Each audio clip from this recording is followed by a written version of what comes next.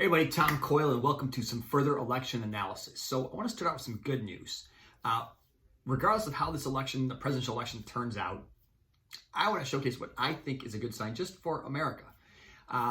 So it looks like Joe Biden has won more votes than anybody in history, than any other president candidate in history. And it looks like Donald Trump got more votes than Obama did in 2012. This, in my mind, is a good sign. It's showing that the American people made their voices heard. And you know what? We may not always like how people voted, but the fact is it looks like people came out and voted in record numbers for both the president and the former vice president. That, to me, is a success regardless of how this election transpires. So I want to walk back a few things now that we're on, it's now Thursday the 5th, as we talk about this election in some more detail, what it means, what's going on here. So yesterday they called Wisconsin and Michigan for Joe Biden. So Joe Biden is at 264, which means one more state puts him over 270, but we still have Nevada, Pennsylvania, North Carolina, and Georgia to sort of see how they come in there. And a lot of mail-in voting is sort of seems to be in favor of Biden, which is really no surprise, given that the president kept saying, the president was really focused on getting people at the polls on the day of the election. Democrats were pushing the mail-in voting, and so I think that those numbers are almost ratioed to that extent here. And it's playing out exactly kind of what a lot of people are saying the pollsters were wrong, but Nate Silver at 538, some of these other pollsters, they were all saying for the last couple of weeks, there's strong indicators that we might see what they called a red mirage, like basically Trump looking like he's winning by the end of the actual election day. But then as you start getting the mail-in votes counted, that lead would evaporate and may even disappear completely. So let's look at the mail-in voting. There's a lot of questions about this. A lot of people are commenting about this. So let's take a look at this. So first off, the process is working. There is no fraud. It's just, I know a lot of people, some people are saying, oh, look, there's fraudulent votes. They're just finding ballots. Okay, well, if that's the case, how come they're not finding more ballots in Democratic Senate races where they lost to Republicans? Or even House races. I mean, if all those ballots, it wouldn't just be for Biden, you'd see these other races being impacted as well, or you'd be seeing the leads increase in these states. So everything seems to be on track. Trump could very well still win. Biden's one state away. Let's all let the process work itself out, the counting happen. So, but again, going back to pollsters, they're anticipating this red mirage. So in some ways, as it's shaping up now, like when it looked like election night, it's like, oh, the pollsters were wrong again. Well, they're actually right. A lot of them were saying, hey, a lot of the pollsters were reflecting a big surge in Trump as we're leading toward the election. That was being reflected in the polls. So I think we're going to look at it. I think the polling, when it's all said and done, is going to probably be accurate. Now, some of the polls are anticipating a blue wave. I mean, come on, I knew that wasn't true. And that was if you go to my analysis from yesterday, I talk about that. Look, this big giant blue wave was just not happening. But I think there's some interesting trends here. And I think part of this is, so let me look at some things. I've had friends on the right who were saying, oh my God, it's going to be a landslide for Trump in the Electoral College because people don't want their cities burning. Or you have people on the left saying it's going to be a blue wave because people are tired of Trump's racism. Well, let's break this. Let's unpack both those a little bit. First off, nobody's voting for Biden because they want to see cities burn. I mean, that's just not the case. And Biden himself, I don't think he did it soon enough, but he did say, hey, look, while I support the ideals of the protesters, I think violence is wrong. He did say that. He did that in the first debate. So he did distance himself from that. But the fundamental factor is people voted for Biden for a variety of reasons. You had Republicans who just got tired of Trump's shtick. You had, obviously, liberals and Democrats who want Trump out of office. Then you had people who looked at the COVID crisis, thought the president wasn't handling that well enough, and they went that way. There's people who looked at issues like healthcare, that, hey, no, I think the Democrats are better for this. They don't like the fact that Trump was trying to dismantle Obamacare. So there's a lot of legitimate issues here, not to mention Supreme Court justices, which is an issue that people on both sides put in there. So that's one pot. Meanwhile, the Trump people, there's still this whole idea that people are voting for Trump simply out of racism. And yes, there are racist people voting for Trump without a doubt. But not everybody voting for Trump is a racist. I mean, there's some legitimate issues, and we have to recognize people on both sides have legitimate reasons for voting for people that are respectable. For example, on the right, who did people vote for voting for Trump? Let's put it that way. There's a lot of people who like Trump's tough talk on China trade and China trade practices. and that resonates in the Midwest.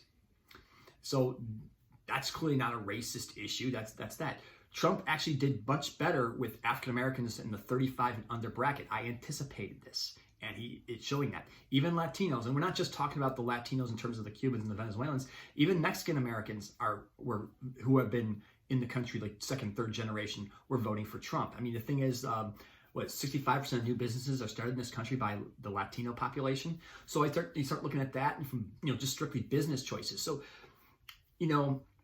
I think people were surprised in making their predictions in terms of those who expected a bigger Joe Biden landslide. Like, well, no, people can't be this racist. Well, they're right. People weren't racist, but they were voting for Trump for issues that they cared about: Supreme Court justices, economics and trade, and yes, law and order. Some of the protests that got really violent. In fact, Joe Biden, when I was first running the election analysis, I had Joe Biden with a significant electoral lead in June, and I watched that all evaporate to my call on Twitter. tcoil97 is who I am. I put on Twitter at the election, I think it's going to be a 272 to 266 electoral count. I had it leaning in favor of Trump, but it could just easily favor Biden. And if Biden wins Nevada and loses the other states, Biden will be sitting at 270 electoral votes. But I also said the margin of error was so thin that Biden had a chance to pick up more swing states, I thought, than Trump did. But either way, I mean, the thing is, this is close. And that was the whole city, the whole thing, the protests, the rioting, that did cut into Biden, without a doubt. Then he also had some of the economy picking a little bit back up before COVID, and then the COVID crisis, the law mess. There's a lot of things going on here that made this hard. But the fundamental issue is people on the left didn't vote for Biden because they want their cities to burn. They didn't vote that because they want people to riot. No, I mean, there may be some people who like to do that, but I think a lot of people voted for Biden. They looked at things like COVID. They looked at things like, hey, I don't like the temperament of the current guy in the White House, and they made that decision. Just as people on the right weren't a bunch of racists, they looked at it and said, hey, I like Trump's tough talk. I think or I don't agree on the lockdown, so I'm supporting Trump. We may not agree with their decision making, but these aren't made from a place of hatred for most people on either side. So we got to sort of stop labeling it, if you vote for this person, you just hate America, or you hate this, or you hate whatever. It's not so simple. And the minority vote, Trump did better with the minority vote, so you can't really claim that as racism. So the process continues. A lot of chat about fake ballots. Nothing's fake. No, it's just finding magic ballots. In fact, let me close on this one topic. Republican legislators, specifically in Michigan and Pennsylvania, passed laws to not count the mail-in votes on election day until they finished counting all the in-person voting. So the fact that the mail-in voting had a late start is the fault of the Republicans. Now, I'm not sure if they deliberately set it up this way so that they gave some kind of top cover to create the idea that the Republicans are winning and somehow the election's getting stolen, or if they were just some other stupid, idiotic reason. But whatever the reason behind it is, and I don't know, it's simply that the mail-in ballots are now finally getting counted. We have a record number of mail-in votes because of COVID, and we wanted to be responsible for that.